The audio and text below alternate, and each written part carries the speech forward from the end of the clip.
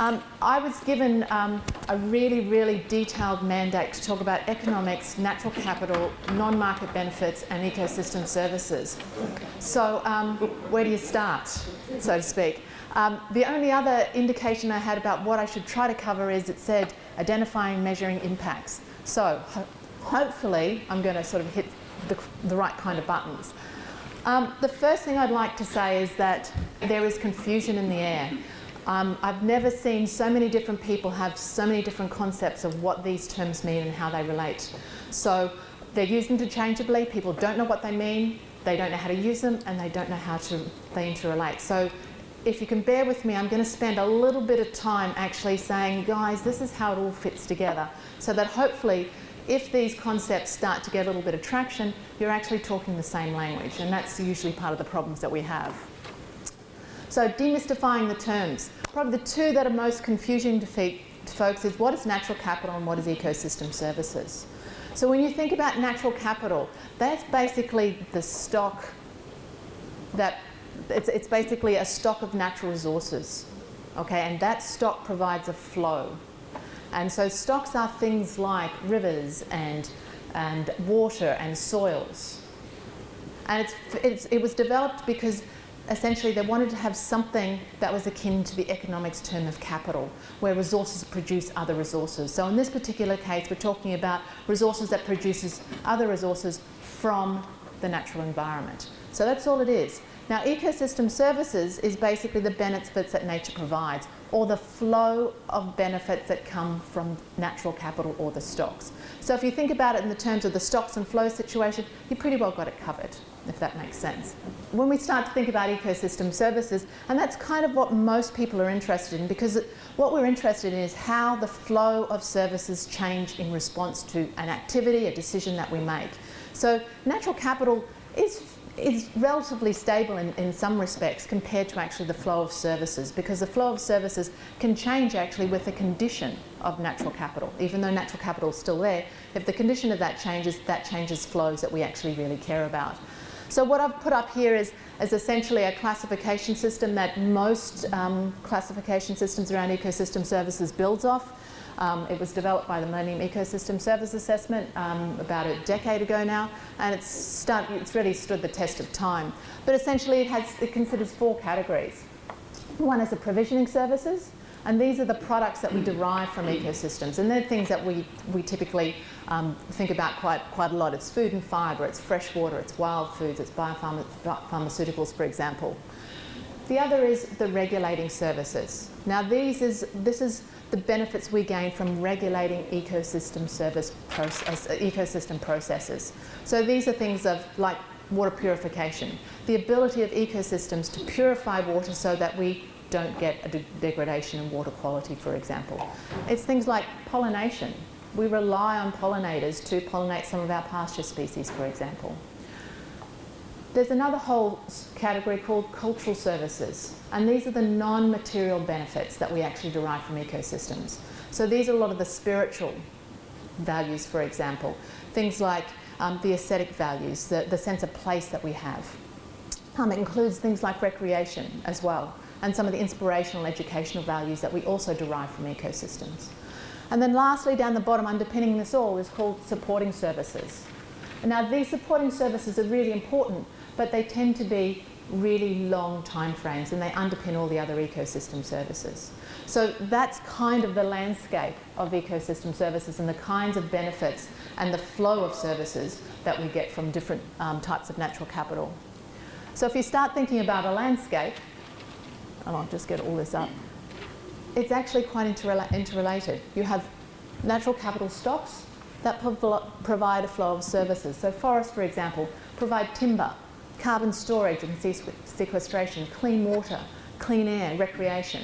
So when you start thinking about it, different parts of the landscape provide quite a few,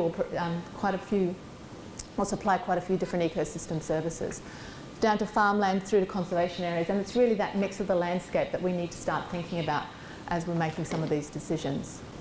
Now I'm going to turn to something slightly different, which is the other part where we get confusion. This is called the total economic value. you guys probably have heard it because I keep on hearing like, I'm going to use a total economic value approach, not an ecosystem service approach. It's like, oh, good. Do you know what that means? It's quite interesting, actually. But essentially, what a total economic value framework is it's just a framework to allow us to put a value on benefits. That's all it is. It's just a way to try and categorize things. So we have use values and we have non-use values. Oh God, sorry, I'm having trouble getting this thing to work.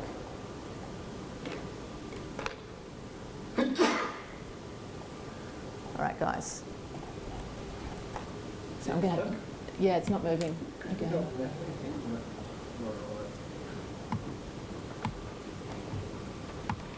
Okay, so it might be moving again. So when we start thinking about all these different types of value here, we've got, yeah, it's not working again. Thanks. Just go all the way through the end. That might be helpful. So when we start thinking about some of these different types of values, the ecosystem services actually fit into those because the different types of values are what we're talking about. So some of the examples of the direct use values are things like food and fibre, water for hydro. And the indirect use values, it's things like aesthetics, water purification. So they're use values, but they're actually not something we get direct value for. Option value. This is trying to preserve something for the future, for example, in terms of, you know, we might want to use that resource in the future for something else. So that's things like irrigation, for example, would fall into that category. Recreation. And then, of course, on the non-use value, it's really sort of about the existence value of the bequest, the desire to keep something for future generations, or the fact that it simply exists has a value to people. Next one. So when you start thinking about the mandate that I had about market and non-market values, when we think about market values, it typically is in that far left side of it.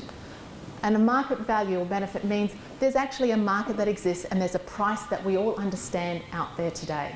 That's all it is. And it's only on that little tiny slice over there. Next slide. And so when we started thinking about non-market values, it's the rest. It's the ones where there isn't necessarily a market that currently exists. There is not a price out there that's known.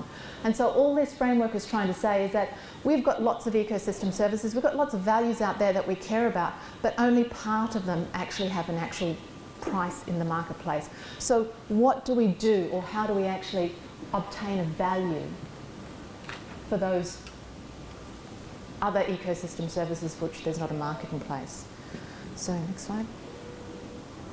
And so when we move to the, you know, just transferring to an ecosystem services framework, again, quite quickly, most of the market values fall in the provisioning services. There's a little bit potentially around the ecosystem and the cultural services, but these are the kinds of things that you'd expect. You know, we understand what food and fibre and biomass, fuels, etc. are. But then we go to the non-market values, and again, you see that most of the ecosystem services are actually don't have a market, they don't exist, and including some of the provisioning services as well. So this is something that we've got to really think about when we're starting to weigh out costs and benefits, for example, or make trade-off decisions, is which ones do we have well-known values for, and which ones do we have to think about how we might like to articulate that value. This one.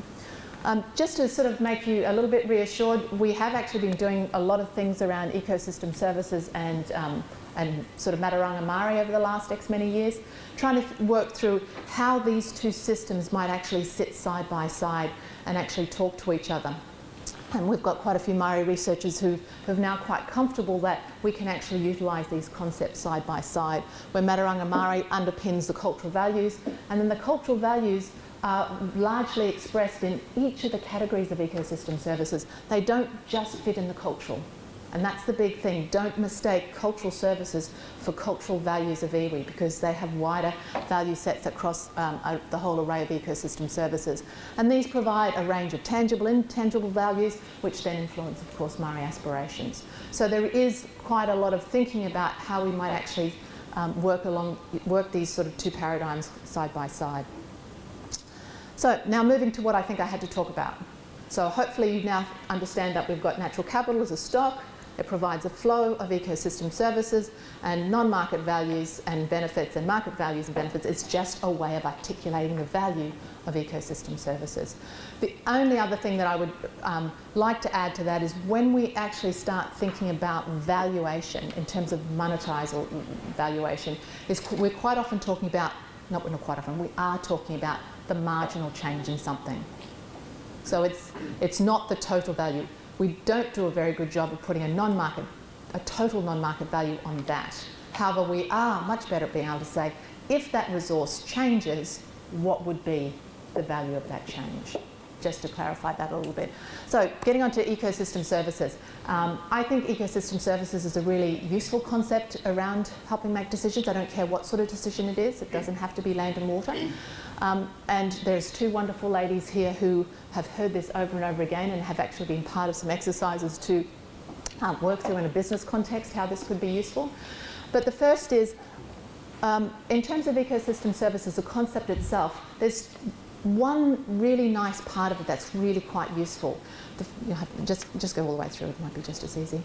Is firstly, we do think about the impact side of things, which is what most of you guys are talking about most of the time. We're worried about the impact of our activities, our decisions on ecosystem services or on a value.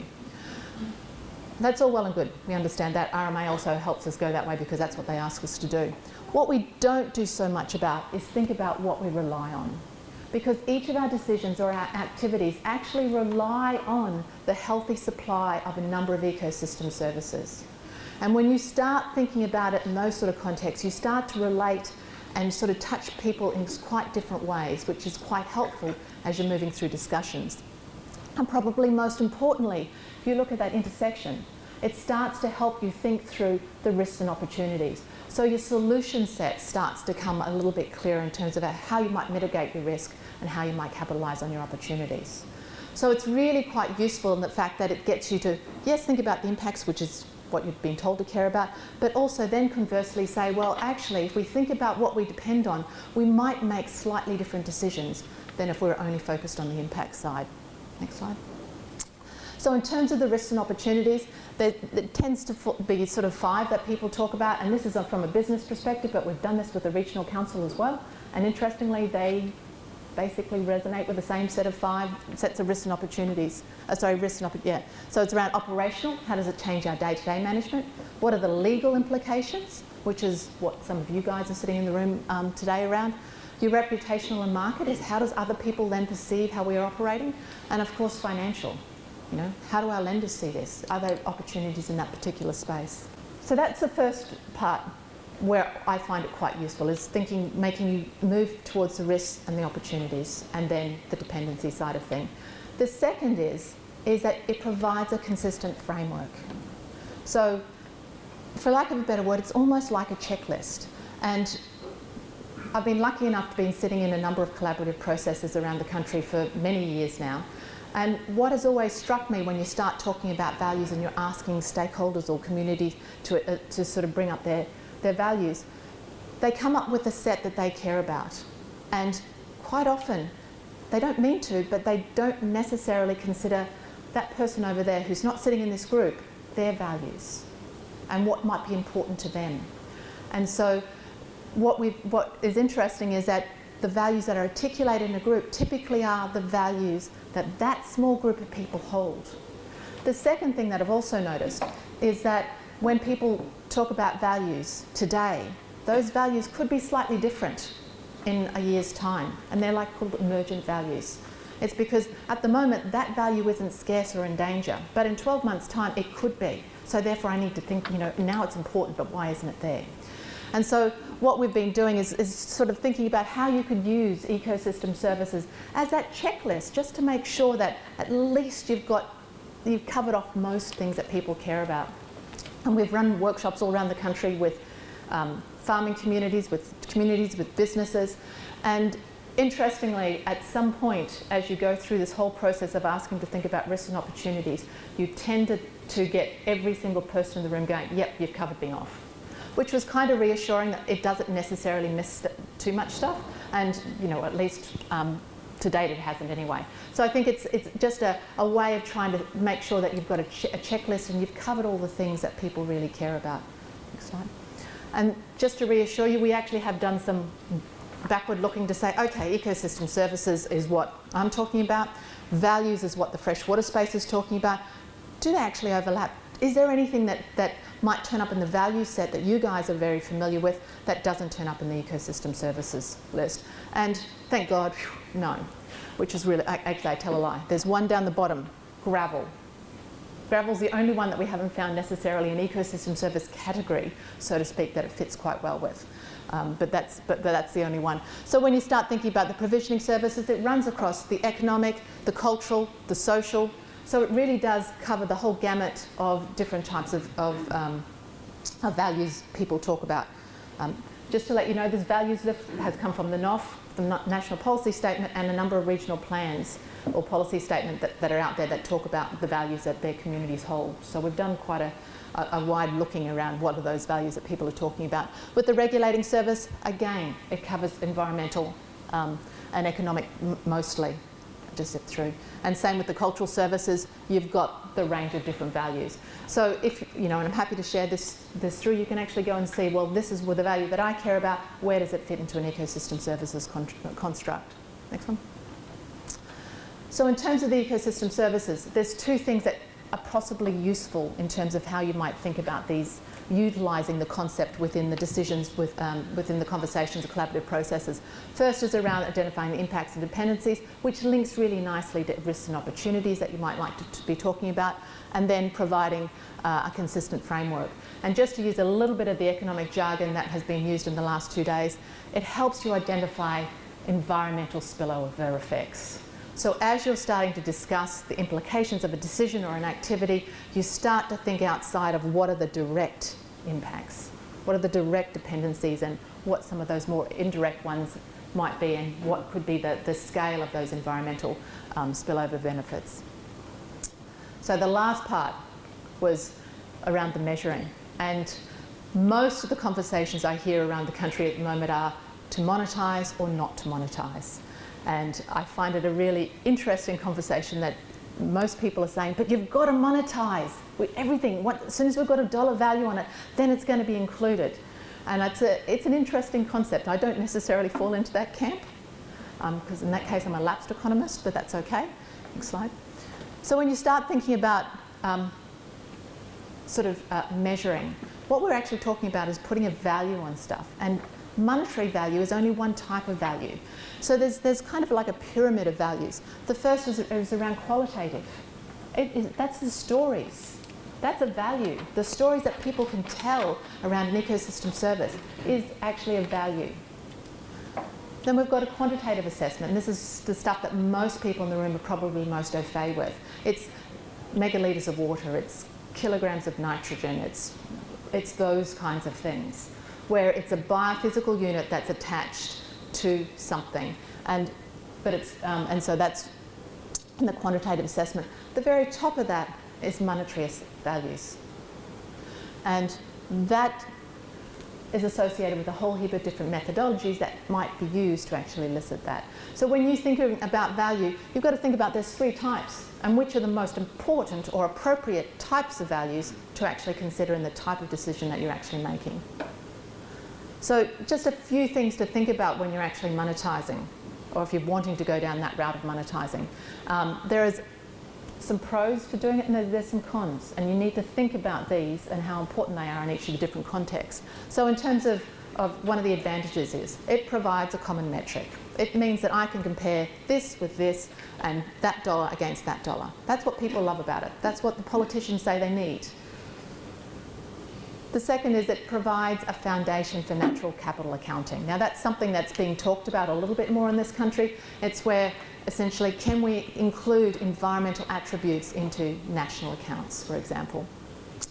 And then the other place is when we're trying to actually find a value or a price for a missing market or an imperfect market.